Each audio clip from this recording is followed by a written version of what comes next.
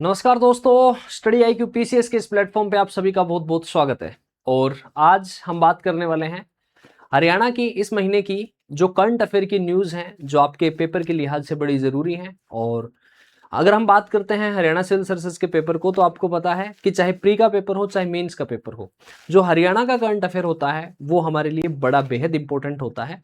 तो शुरू करते हैं, स्टार्ट करते हैं आज के इस सेशन को, आज के इस एपिसोड को, जिसमें हम डिस्कस करेंगे इस महीने के, इस वीक की जो मुख्य खबरें हैं जो हमारे पेपर में आ सकती हैं, जहां से चीजें पूछी जा सकती हैं। चलिए शुरू करते हैं, स्टार्ट करते हैं।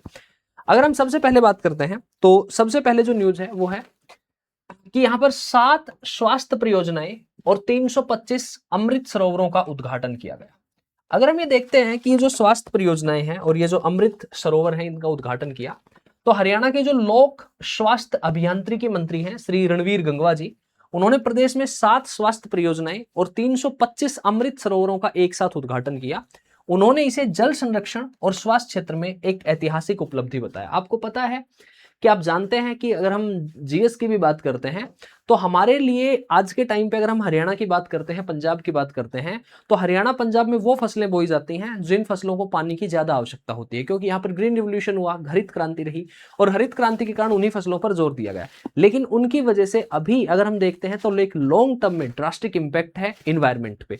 और वो जो इन्वायरमेंट पे इंपैक्ट है, तो हमारा जो ग्राउंड वाटर लेवल है वो क्या हो रहा है, घट रहा है। क्योंकि अगर हम धान की बात करते हैं तो धान के लिए, गन्ने के लिए हमें अगर बारिश नहीं होती है तो फिर हम भूमिगत जल का प्रयोग करते हैं। भूमिगत जल का प्रयोग करते हैं तो हमारा जो ग्राउंड वाटर लेवल है, वो ग्राउंड वाटर लेवल क्या होता है, डिक्रीज होता है। तो उसके लिए ये जो अमृत सरोवर है, इस अमृत सरोवर का उद्घाटन किया गया।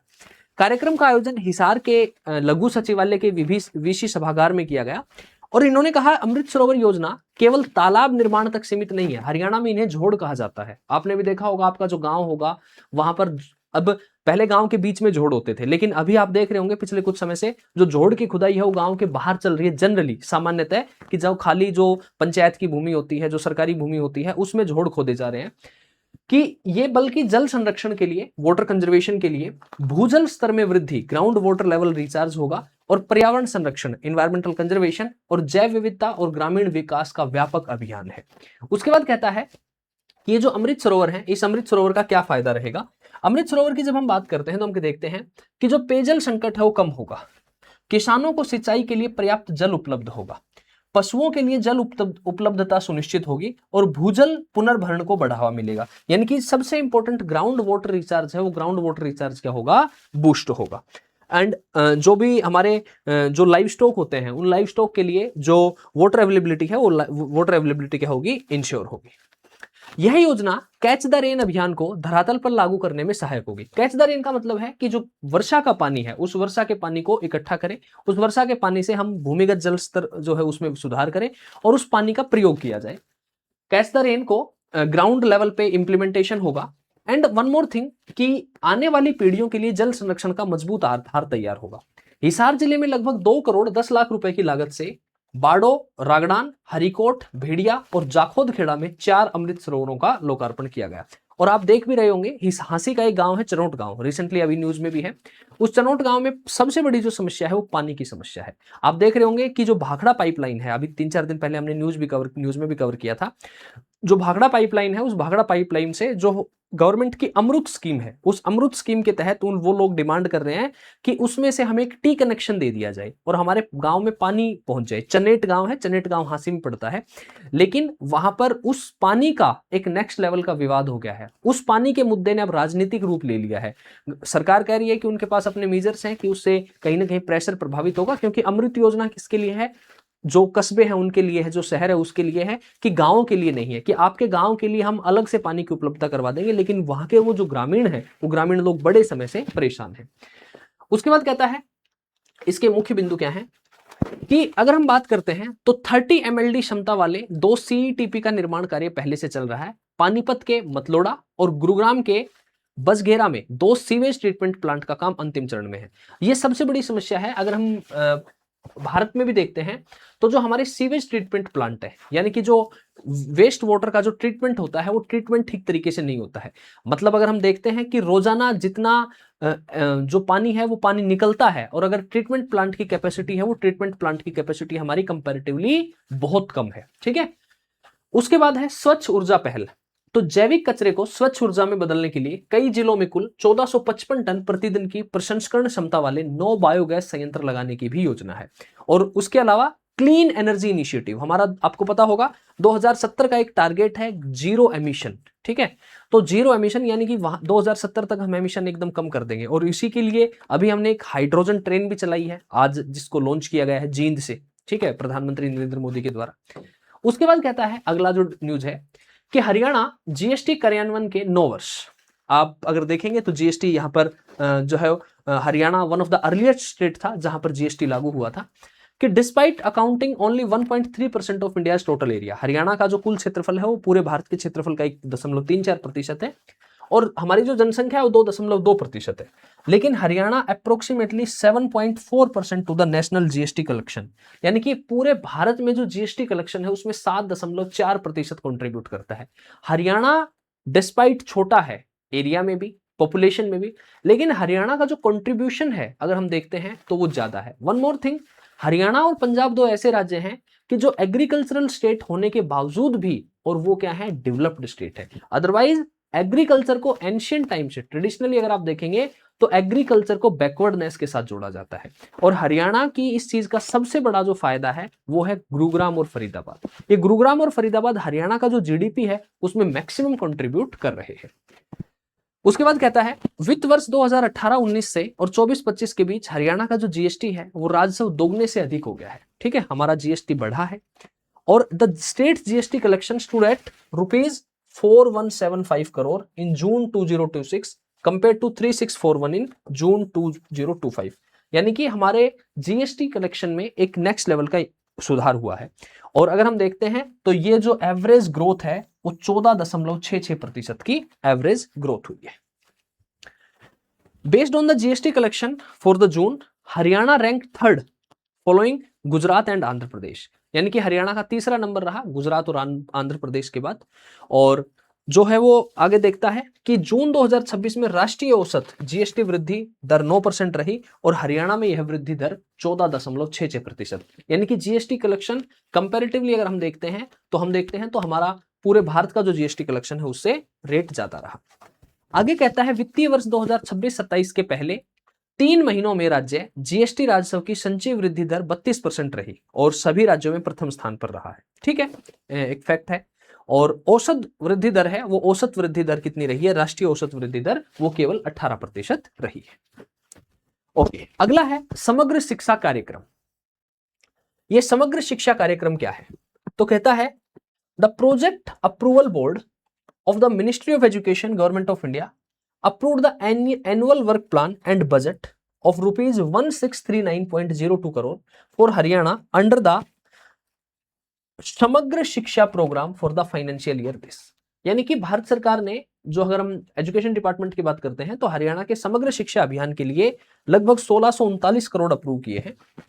विकसित भारत ग्रामीण और आजीविका मिशन, तो ये जो है ये क्या है आप देख रहे होंगे, वीबीजी राम जी।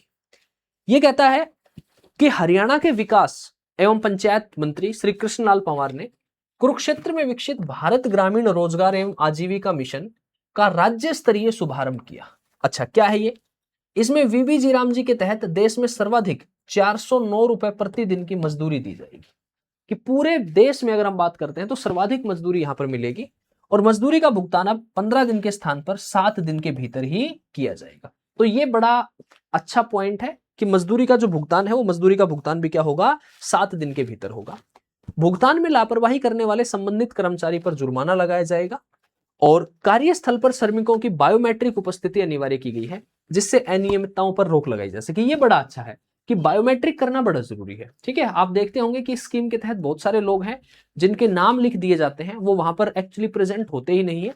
तो अगर वहां पर बायोमेट्रिक होगा तो इससे क्या होगा, इससे जो अनियमितताएं हैं वो सुनिश्चित की जाएंगी। योजना के लिए केंद्र सरकार ने 590 करोड़ जारी किए, हरियाणा सरकार ने 370 करोड़ रुपए का योगदान दिया है। इसकी मुख्य विशेषताएं हैं कि पात्र श्रमिकों का ऑनलाइन पंजीकरण होगा, ये सबसे अच्छी पहल है बीजेपी सरकार की। जब हम कंपैरेटिवली भी बात करते हैं तो जो ऑनलाइन पोर्टल ये लेके आए हैं हर चीज के लिए, कि अब बीच के जो लोग हैं उनका काम खत्म हो गया है। सत्यापन के 15 दिनों के भीतर रोजगार उपलब्ध कराया जाएगा। 15 दिनों के भीतर नहीं मिलता है रोजगार तो बेरोजगारी भत्ता मिलेगा, और प्रत्येक पात्र परिवार को वर्ष में 125 दिनों का रोजगार उपलब्ध करवाना होगा। मजदूरी की राशि प्रत्यक्ष लाभ अंतरण DBT direct benefit of transfer के माध्यम से सीधे बैंक के खाते में जाएगी। ठीक है, अब जब हम बात करते हैं ना कि हरियाणा में जैसे इस बार भी चुनाव हुए, तो इस बार भी चुनाव हुए तो लोगों ने कहा कि कांग्रेस पूर्ण बहुमत से आ रही है, इवन जो एग्जिट पोल थे वो भी कह रहे थे, लेकिन सरकार बीजेपी की बनी। सबसे बड़ा बीजेपी सरकार आने का कारण है, और वो है एक तो डीबीटी और दूसरा है हरियाणा में नौकरियां। अगर आप देखेंगे तो पहले हरियाणा में नौकरियों का बंटवारा किस तरीके से होता था, शायद मेरे से बेहतर आप लोग जानते हैं, लेकिन अब ये दोनों चीजें, हालांकि कुछ कमियां रही, कुछ कमियां खामियां रही, जैसे कुछ अगर हम बात करते हैं तो कुछ नंबर थे जो कि अगर फादरलेस है तो एक्स्ट्रा मार्क्स मिल रहे थे, घर में जॉब नहीं है तो एक्स्ट्रा, वो चीजें गलत थी, क्योंकि वो रिजर्वेशन अगर आप ऑलरेडी दे रहे हो तो वो फिर सबके लिए लेवल प्लेइंग फील्ड नहीं था। इवन देन लोगों ने जो है वो इस चीज को समझा, लोगों ने इस चीज को माना, और अभी वो बंद भी कर दिया अगर एचएसएससी की बात करते हैं, हरियाणा स्टाफ सिलेक्शन कमीशन ने। और अभी अगर हम बात करते हैं तो सबसे बड़ा जो चीज है वो है DBT direct benefit of transfer, और श्रमिकों को फसल की बुआई के एवं कटाई के लिए 60 दिनों का अवकाश भी मिलेगा, और जो वर्कर्स हैं उनको 60 दिन की लीव भी मिलेगी। ठीक है, अगली न्यूज देखते हैं क्या है। टीबी मुक्त हरियाणा अभियान। हरियाणा के स्वास्थ्य मंत्री हैं आरती सिंह राव, अटेली से विधायक हैं, ठीक है, और राव इंद्रजीत सिंह जो कि केंद्रीय मंत्री भी रहे, हरियाणा के गुड़गांव लोकसभा जो है वहां से सांसद हैं, उनकी पुत्री हैं। आरती सिंह राव ने राज्यवासियों से निक्षय मित्र बनकर टीबी मुक्त हरियाणा में भागीदारी करने तथा टीबी मुक्त भारत ऐप का अधिक से अधिक प्रयोग करने का आह्वान किया। तो इन्होंने कहा कि टीबी फ्री हरियाणा कैंपेन इनके द्वारा जो है वो चलाया गया। जो टीबी है developed under the national tuberculosis elimination programme NTEP, national tuberculosis elimination programme. The TB Mukt Bharat app connect patient, Nikshay Mitra, volunteer and health official on a shared digital platform, कि ये सारी लोग जो हैं वो एक प्लेटफॉर्म पे जुड़ेंगे, और total 32643 registration have been recorded, और इसमें 32,643 रजिस्ट्रेशन हुए, और Haryana rank second in the country in terms of total registration, और हरियाणा का जो सेकंड रैंक रहा टोटल रजिस्ट्रेशन के मामले में। तो ये देख सकते हैं आप, टीबी मुक्त भारत ऐप ये ऐप है, और खुशी ई संगनी नामक कृत्रिम बुद्धिता AI आधारित चैटबॉट उपलब्ध है। यहाँ पर AI है खुशी ई संगनी, और चैटबॉट 12 भाषाओं में सेवाएं प्रदान करता है, टीबी के लक्षणों की जानकारी देता है, सरकारी योजनाओं की जानकारी देता है, और GPS के माध्यम से निकटतम जांच केंद्र के लिए जानकारी उपलब्ध भी करवाता है। तो टीबी से बचाव, टीबी का इलाज, स्वच्छ भारत, स्वस्थ भारत, समृद्ध भारत। ठीक है, तो ये देख सकते हैं। अगला है खेत बचाओ अभियान। देखो, केंद्रीय कृषि एवं किसान कल्याण मंत्रालय द्वारा देश भर में संचालित खेत बचाओ अभियान का राष्ट्रीय समापन समारोह रेवाड़ी के बावल स्थित कृषि महाविद्यालय में आयोजित किया गया। ठीक है, रेवाड़ी में पड़ता है बावल, इंडस्ट्रियल एरिया है, आपको पता होगा। इस अवसर पर हरियाणा FPO मिशन 2026 और कृषि नवाचारों पर आधारित कृषि औद्योगिक प्रदर्शनी का भी शुभारंभ किया गया। ये जो अभियान है इसका उद्देश्य है किसानों को टिकाऊ, वैज्ञानिक और लाभकारी खेती के प्रति जागरूक करना, कि किसानों को अवेयर करना साइंटिफिक और प्रॉफिटेबल फार्मिंग के लिए, क्योंकि हमारा मेन जो एम है वो है फार्मर्स की इनकम को बढ़ाना, किसानों की जो है वो इनकम है, आय है, उसको बढ़ाना। उसके लिए हम हॉर्टिकल्चर डिपार्टमेंट में भी इन्वेस्ट कर रहे हैं, हॉर्टिकल्चर डिपार्टमेंट में भी, कि एग्रीकल्चर क्या है, एग्रीकल्चर एक ऐसा सेक्टर है कि जिसमें लोग तो इंगेज्ड हैं लेकिन उसका कंट्रीब्यूशन हमारी जीडीपी में घट रहा है। तो उसका कंट्रीब्यूशन जब जीडीपी में घट रहा है तो हमारा मेन एम होना चाहिए कि अगर वहां पर लोग इंगेज हैं तो उसका कंट्रीब्यूशन जीडीपी में बढ़े, या फिर वहां से जो डिस्गाइज्ड एम्प्लॉयमेंट होती है, जो प्रच्छन्न बेरोजगारी होती है, वहां से लोगों को निकाल के और आप किसी दूसरी जगह इंगेज करो। अगर हम देखते हैं तो एग्रीकल्चर में फार्म एक्टिविटीज है, कि आप वहां से फार्म एक्टिविटीज से निकाल के उनको लोगों को नॉन फार्म एक्टिविटीज में ले जाओ। एग्रीकल्चर के साथ साथ हॉर्टिकल्चर को डेवलप किया जाए, और इसीलिए हमारा हॉर्टिकल्चर डिपार्टमेंट भी 1990-91 में हमने एग्रीकल्चर से अलग करके हॉर्टिकल्चर डिपार्टमेंट अलग बनवाया। इंडो इजराइल देश की सहायता से, और हमारे बहुत सारे सेंटर ऑफ एक्सीलेंस हैं। इवन हरियाणा में अभी किन्नू था उसको GI टैग मिला, पहला फ्रूट है जो सिरसा का किन्नू है उसको। ठीक है, तो ये हम कर रहे हैं। तो अभियान 1 जून से और 30 जून तक पूरे देश में चलाया गया। ऑब्जेक्टिव था खेत बचाओ अभियान, to raise awareness among farmers. ठीक है, ओके। अगला है यमुना जल परियोजना। ये हमारे हरियाणा की अगर हम बात करते हैं तो अपने हरियाणा में क्या है कि एक तो SYL का मुद्दा है, सतलुज यमुना लिंक, आपको पता होगा लंबे समय से मुद्दा है। दूसरा है यमुना जल परियोजना।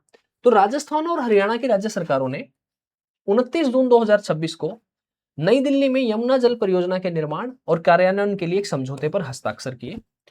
ये जो समझौता है ये केंद्रीय गृह मंत्री की उपस्थिति में हुआ और इसमें कहा गया है यमुना वाटर प्रोजेक्ट एक inter state water infrastructure initiative है। राजस्थान के लिए आवंटित यमुना नदी के जल के हिस्से को भूमिगत पाइपलाइन नेटवर्क के माध्यम से परिवहन करने के लिए डिजाइन किया गया है और ये जो समझौता है इस परियोजना में पश्चिमी यमुना नहर से पानी लेगी और आधुनिक पाइपलाइन प्रणाली का उपयोग करके राजस्थान तक पहुंचाएगी। ये जो वेस्टर्न यमुना कनाल है, पश्चिमी यमुना नहर है, अगर हम इसकी बात करते हैं तो यह हरियाणा की सबसे बड़ी नहर है। जो ताजेवाला है उस ताजेवाला से निकाली गई थी, ये सबसे बड़ी नहर है, सबसे पुरानी नहर है। 325-326 किलोमीटर इसकी क्या है टोटल लेंथ है। और अगर हम इसकी जो डिस्ट्रीब्यूटरीज है, इसकी जो ब्रांचेज है, इसकी जो शाखाएं हैं उनकी बात करते हैं तो टोटल लेंथ 3226 हो जाती है, जो इवन हरियाणा का सबसे बड़ा नहरी नेटवर्क है। ठीक है, पृथ्वीराज चौहान के समय पे नहर खोदी गई थी एंड देन आफ्टर फिर इसका काम कई बार चला और ब्रिटिशर्स ने इसको यहां पर जोड़ा था। यह राज्य को ऊपरी यमुना बेसिन के उपयोगी सतही जल के बंटवारे पर 1994 के समझौता ज्ञापन के तहत आवंटित पानी के अपने हिस्से का उपयोग करने में मदद करेगी। अगला है इसकी आवश्यकता क्या थी। राजस्थान को 1994 के ऊपरी यमुना बेसिन समझौते के तहत यमुना के जल का हिस्सा आवंटित किया गया था, लेकिन बुनियादी ढांचा नहीं था, इंफ्रास्ट्रक्चर नहीं था, तो यह चीज बाधित थी। तकनीकी, वित्तीय और प्रशासनिक चुनौतियों के कारण लगभग 3 दशकों तक यह मुद्दा अनसुलझा रहा। और परियोजना की मुख्य विशेषताएं हैं कि पश्चिमी यमुना नहर से लगभग 580 मिलियन घन मीटर यमुना का पानी 3 भूमिगत पाइपलाइनों के माध्यम से राजस्थान पहुंचेगा और प्रत्येक पाइपलाइन का जो व्यास है वो 3.6 मीटर से अधिक होगा। जुलाई से अक्टूबर की अवधि के दौरान पानी की आपूर्ति की जाएगी। तो ये मॉनसून का समय होता है, मॉनसून के साथ मेल खाता है ये, और इसमें पारदर्शी निगरानी और इंफ्रास्ट्रक्चर का मेंटेनेंस, जल निकासी जो प्रोटोकॉल है, वाटर रिलीज प्रोटोकॉल है, उसके लिए विवाद समाधान तंत्र शामिल है। ठीक है, ओके। नेक्स्ट जो न्यूज है वो है मानस 2025 पोर्टल। क्या है ये? केंद्र सरकार के मानस 2026-25 पोर्टल तथा राष्ट्रीय नारकोटिक्स नियंत्रण ब्यूरो एनसीबी जो है, नशा तस्करी के विरुद्ध शिकायतें एवं गोपनीय सूचनाएं साझा करने के मामले में हरियाणा देश में 6ठे स्थान पर और काउंसलिंग और पुनर्वास के मामले में 3रे स्थान पर रहा। ठीक है, तो ये क्या है कि लोगों को काउंसलिंग की जाए, रिहेबिलिटेट किया जाए, मुख्य धारा में वापस लिया जाए, नशे से छुटकारा दिया जाए। अगर हम नशे की बात करते हैं तो हरियाणा का एक बड़ा हिस्सा है जो आज नशे की चपेट में है। तो मानस जो है वो नशा तस्करी संबंधित शिकायतें लेता है और इसमें हरियाणा से 468 शिकायतें दर्ज की गई। और इससे क्या है कि पब्लिक पार्टिसिपेशन और greater activity by the government agencies इसमें दोनों काम करती है। तो इसमें जो है वो देख सकते हो आप, हरियाणा का जो नंबर है वो 6ठा नंबर है, सबसे पहला नंबर बिहार का रहा। ओके, इसके मुख्य बिंदु क्या है? पिछले 2 वर्षों में नशा मुक्ति हरियाणा के अंतर्गत Haryana state narcotics control bureau द्वारा विशेष अभियान चलाए गए, नशा तस्करों के विरुद्ध कार्रवाई की गई और तस्करों की अवैध संपत्तियां जब्त की गई। बड़ा अच्छा इनिशिएटिव है। ठीक है, सीमावर्ती जिलों में विशेष नाकाबंदी अभियान चलाए गए। ये सीमावर्ती जिले हैं जो राजस्थान के साथ बॉर्डर टच होता है, जो पंजाब के साथ बॉर्डर टच होता है। आपको पता होगा पंजाब में भी ये जो नशा है ये इस राज्य को अंदर से खोखला कर रहा है। वही चीज अगर हम बात करते हैं तो अपना फतेहाबाद का एरिया है, सिरसा का एरिया है, हिसार का एरिया है, जींद का एरिया है, ये जो एरिया हरियाणा का पंजाब को, राजस्थान को टच करता है, वहीं सबसे बड़ी समस्या है। तो मानस हेल्पलाइन के माध्यम से नागरिकों को गोपनीय शिकायत दर्ज करने के लिए प्रोत्साहित किया गया और नशा मुक्ति केंद्रों और पुनर्वास सेवाओं का विस्तार किया गया। अगला जो है वो है 65वां राष्ट्रीय अंतरराज्यीय वरिष्ठ एथलेटिक चैंपियनशिप 2026। तो ये 24 से 28 जून के बीच हुआ और भुवनेश्वर में आयोजित हुई। तो हरियाणा की किरण पहल सोनीपत की रहने वाली हैं। उन्होंने 400 मीटर दौड़ के सेमीफाइनल में 53.17 सेकंड का समय निकालकर एशियाई खेलों में क्वालिफिकेशन मानक को प्राप्त किया। फतेहाबाद की पूजा ने 1500 मीटर दौड़ में, और पूजा इससे पहले प्रतियोगिता की 800 मीटर दौड़ में रजत पदक जीत चुकी है। अगला है प्रकृति श्री अन्न प्रेरक किसान कमेटी। तो हरियाणा के मुख्यमंत्री नायब सिंह सैनी ने प्रकृति खेती को बढ़ावा देने के लिए प्रत्येक जिले में प्रकृति श्री अन्न प्रेरक किसान कमेटी का गठन किया गया। आप देखो, हमारा जो मेन एम है वो, अगर हम ज्यादा फर्टिलाइजर्स यूज करते हैं तो फर्टिलाइजर्स ज्यादा यूज करने से हमारी भूमि खराब होती है। फर्टिलाइजर्स यूज करने से एक तो भूमि कालर होती है, क्योंकि आपको पता होगा हरियाणा पंजाब ये जो एरिया है यहाँ पर ड्राई एरिया है, और इरिगेशन आप बहुत ज्यादा कर रहे हो, तो जो कैपिलरी एक्शन होता है उससे सोल्ट ऊपर आ जाता है, और सोल्ट ऊपर आके और जो भूमि है वो खारी भूमि, कालर भूमि हो जाती है। हरियाणा में कालर बोलते हैं, आपने देखा होगा। तो वो क्या है कि फिर वाटर अब्जॉर्ब नहीं होता है। और दूसरा, अगर फर्टिलाइजर ज्यादा यूज करते हो आप, तो फर्टिलाइजर यूज करने से एक प्रोसेस होता है यूट्रोफिकेशन। यूट्रोफिकेशन को हिंदी में सुपोषण भी कहा जाता है, तो वो यूट्रोफिकेशन भी हो जाता है। तो इसके लिए प्रकृति श्री अन्न प्रेरक किसान कमेटी, तो ये कहता है कि ये जो कमेटी है ये एक सीमित समिति किसानों से संपर्क करेगी, प्राकृतिक खेती अपनाने के लिए प्रेरित करेगी और किसान और सरकार के बीच समन्वय स्थापित करेगी। समिति के सदस्य प्राकृतिक खेती के ब्रांड एम्बेसडर के रूप में कार्य करेंगे। राज्य सरकार की क्या पहल है? गन्नौर मंडी में प्राकृतिक खेती करने वाले किसानों के लिए अलग शेड बनाया गया है। राज्य में 4 सेंटर ऑफ एक्सीलेंस स्थापित किए गए हैं, जहां बागवानी और प्राकृतिक खेती को बढ़ावा दिया जा रहा है। मैंने आपको बताया था कि सेंटर ऑफ एक्सीलेंस स्थापित किए गए हैं इजराइल की सहायता से। नकली बीज बेचने वालों के विरुद्ध 5 वर्ष का सजा का प्रावधान है। ओके, अगला देखो, अगला है प्रधानमंत्री आवास योजना शहरी। ठीक है, केंद्रीय ऊर्जा, आवासन और शहरी कार्य मंत्री श्री मनोहर लाल जी ने करनाल में आयोजित कार्यक्रम में प्रधानमंत्री आवास योजना 2.0 के अंतर्गत लाभार्थियों को स्वीकृति पत्र वितरित किए और योजना की प्रगति पर प्रकाश डाला। योजना का उद्देश्य है कि आर्थिक रूप से कमजोर और शहरी परिवारों को पक्का और सम्मानजनक आवास उपलब्ध करवाया जाए। और यह जो योजना है इसका क्रियान्वयन 1 सितंबर 2024 से प्रारंभ किया गया। ओके, अगला देखो, अगला है हरियाणा की साइबर अपराध नियंत्रण में उल्लेखनीय उपलब्धि। आप देख रहे होंगे कि आज के समय बड़ा जो मुद्दा है वो साइबर क्राइम का है। ठीक है, लोगों के खाते से पैसे चले जाते हैं, उनके पास गलत ओटीपी आ जाता है, ओटीपी भेज दिया जाता है, जैसे तैसे कोई लिंक भेज दिया जाता है, शेयर कर दिया जाता है।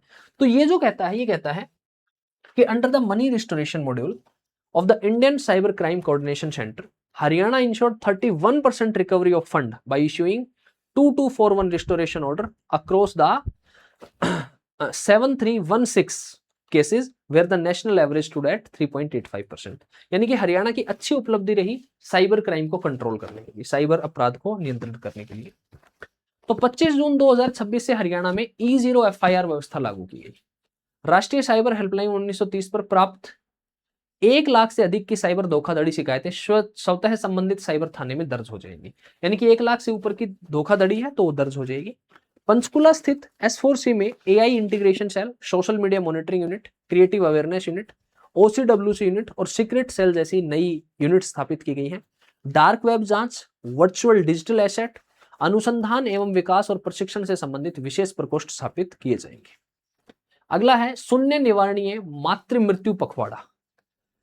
तो ये कहता है जीरो प्रिवेंटेबल मैटरनल मोर्टेलिटी।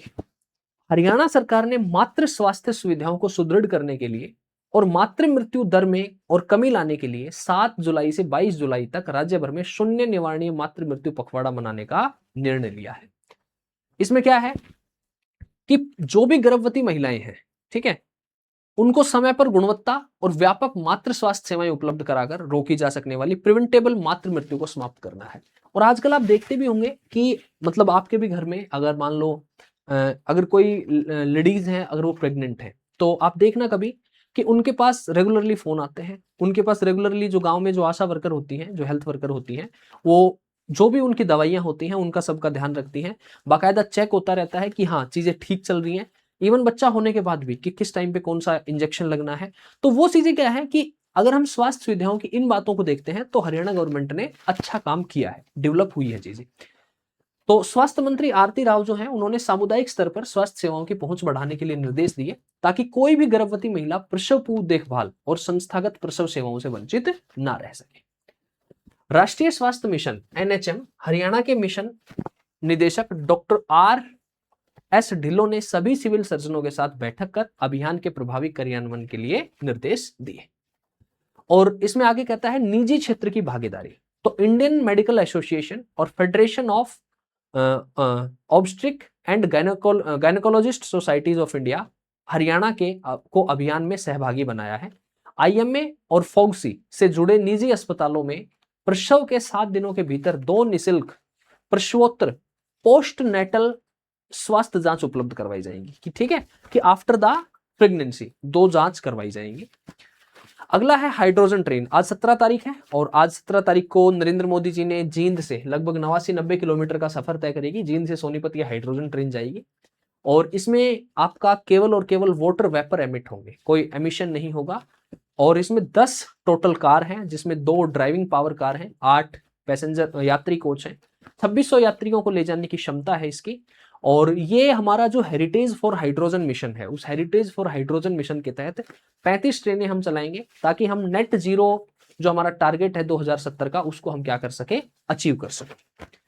ठीक है, तो ये मैंने बता दिया आपको कहां से चलेगी ये, देख सकते हैं इसका जींद सोनीपत चलेगी। और इसका परीक्षण जब हुआ था तो 110-120 किलोमीटर की स्पीड थी इसकी। और ये सारी चीजें हैं। और ICF integrated coach factory Chennai ने निर्माण किया है इसका, 2 ड्राइविंग पावर कार हैं। और भारत हाइड्रोजन ट्रेन संचालित करने वाला 8वां देश बन गया है। ठीक है, और ग्रीन मोबिलिटी होगी और क्लीन एनर्जी होगी, कार्बन एमिशन में कमी आएगी। और सबसे जरूरी है यहाँ पर, इसने लिखा नहीं है, मैं बता दूं आपको कि जैसे और जो ये जो सेट है हाइड्रोजन ट्रेन का, ये सबसे बड़ा सेट है पूरे विश्व में। जैसे जर्मनी है, स्वीडन है, यूएसए है, चाइना है, जो ऑलरेडी हाइड्रोजन ट्रेन जहां पर चलती हैं।